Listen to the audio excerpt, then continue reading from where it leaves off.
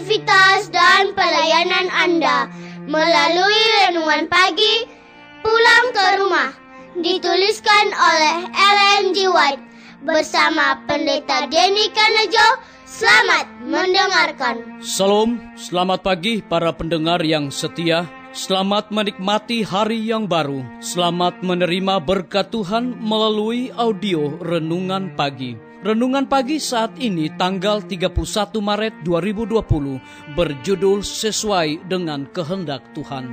Ayat inti kita terdapat di dalam Roma pasal yang ke-8 ayat 29. Demikian firman Tuhan. Sebab semua orang yang dipilihnya dari semula, mereka juga ditentukannya dari semula untuk menjadi serupa dengan gambaran anaknya. Mari kita ikuti penjelasannya. Banyak yang melakukan kesalahan dengan mencoba mendefinisikan dengan tepat titik-titik halus perbedaan antara pembenaran dan penyucian. Ke dalam definisi kedua istilah ini, kebanyakan orang sering membawa ide dan spekulasi mereka sendiri. Mengapa mencoba menjadi lebih cepat daripada inspirasi tentang pertanyaan vital tentang kebenaran oleh iman?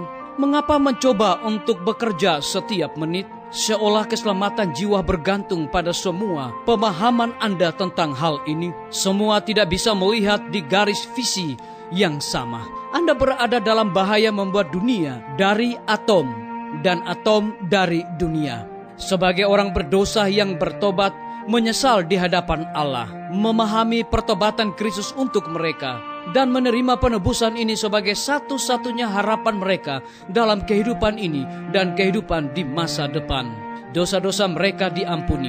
Ini adalah pembenaran oleh iman. Setiap jiwa yang percaya harus menyesuaikan kehendaknya sepenuhnya kepada kehendak Allah dan tetap dalam keadaan pertobatan dan penyesalan, menjalankan iman pada jasa pendamaian penebus dan maju dari kekuatan ke kekuatan, dari kemuliaan ke kemuliaan. Pengampunan dan pembenaran adalah satu dan hal yang sama. Pembenaran adalah kebalikan dari penghukuman. Rahmat Allah yang tidak terbatas itu diberikan kepada mereka yang sepenuhnya tidak layak. Ia mengampuni pelanggaran-pelanggaran dan dosa-dosa oleh karena jasa Kristus yang telah menjadi pendamaian bagi dosa-dosa kita. Melalui iman dalam Kristus, kesalahan pelanggar yang bersalah itu dibawa kepada kemurahan Allah dan kepada harapan yang kuat tentang hidup yang kekal.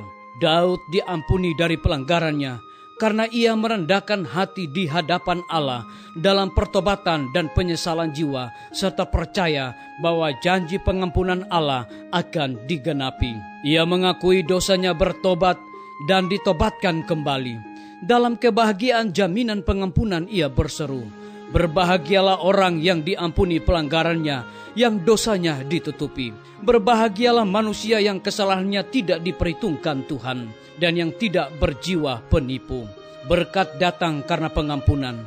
Pengampunan datang melalui iman bahwa dosa setelah diakui dan bertobat akan ditanggung oleh penanggung dosa yang agung itu. Dengan demikian dari Kristus datang segala berkat. Kematiannya adalah korban pendamaian bagi dosa-dosa kita. Dia adalah pengantara besar melalui siapa kita menerima rahmat dan kemurahan Allah.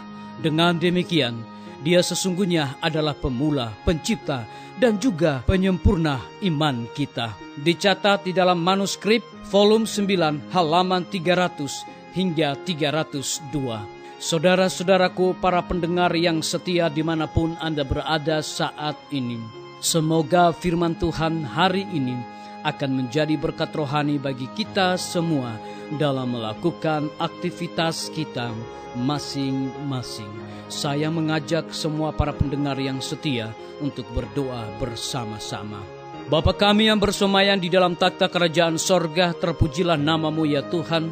Terima kasih oleh karena kebenaran firman-Mu di pagi hari ini menguatkan iman percaya kami untuk kami hidup selalu setia kepada Tuhan, dan kami harus datang kepada Tuhan untuk mengaku dosa dan kesalahan kami. Terpujilah nama-Mu ya Bapa. Saat ini Hamba berdoa bagi pimpinan-pimpinan organisasi gereja Tuhan dari tingkat yang tertinggi sampai kepada jemaat-jemaat, bahkan seluruh gembala jemaat Tuhan, urapi mereka dengan kuasa Roh Kudus-Mu, agar mereka terus melayani umat-umat Tuhan dengan penuh sukacita.